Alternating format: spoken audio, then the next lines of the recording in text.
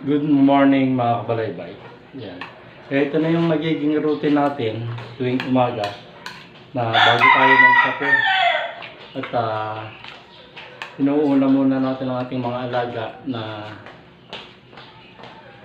isda. Tapos meron tayo ditong isda sa aquarium. Tapos yung pinakakain natin ng pusa. Tapos ito naman ang ating manok. Napakain na natin yung ating maliliit na manok.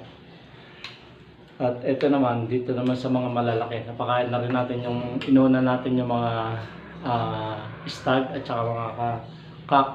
At ito naman yung atin sa mga baby stag, mga kabalaybay. Ito ang ating pakain, yung Tigra 3 Plus. Yan, samahan nyo ako magpakain ngayong umaga. At nababad na natin ito, binababad ko yung pakain sa ating manok para talagang ganahan sila. At madaling magpabulto ng katawan pag basa yung pagkain. Ayan. Tsaga-tsaga lang mga kabalaybay. Okay, tara, samahan mo ako.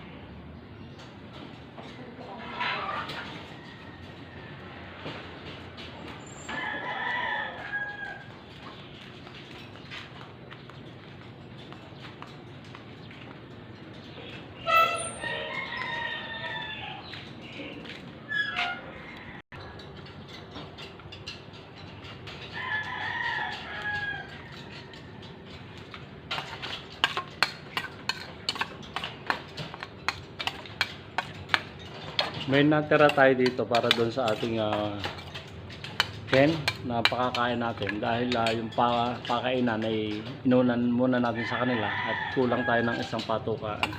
Bibili tayo ng isang patukan para makumpleto silang sabay-sabay na silang kakain. Pero sa ngayon, nagtira muna tayo na para sa ating inahin at mamaya-maya natin bibigyan pagkaubos nung mga pinakain na natin. Ayan.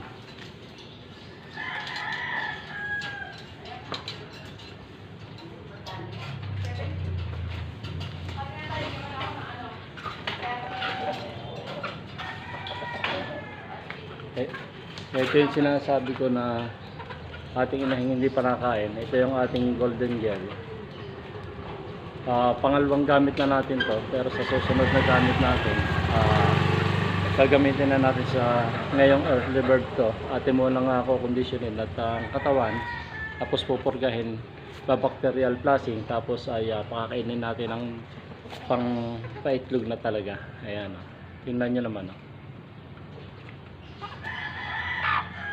Umitlog na to kahapon pero wala namang mga ano yung kakainin muna natin, lalaga muna yung itlog nito dahil wala pa naman si Milian, sa patoka pa lamang yan. Ngayon pa lamang gumaganda-ganda yung katawan, kapipisa lamang nito mga ilan days na, nung 10 yan ay 15 days na, kaya hindi pa nakukondisyon yung kanyang katawan. Ayan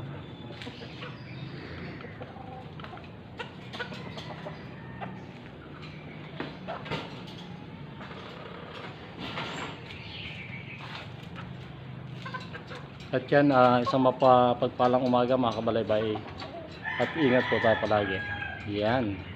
At gaya ang sinasabi ni Kabalaybay, hindi masamang mangarap, subok lang. God bless.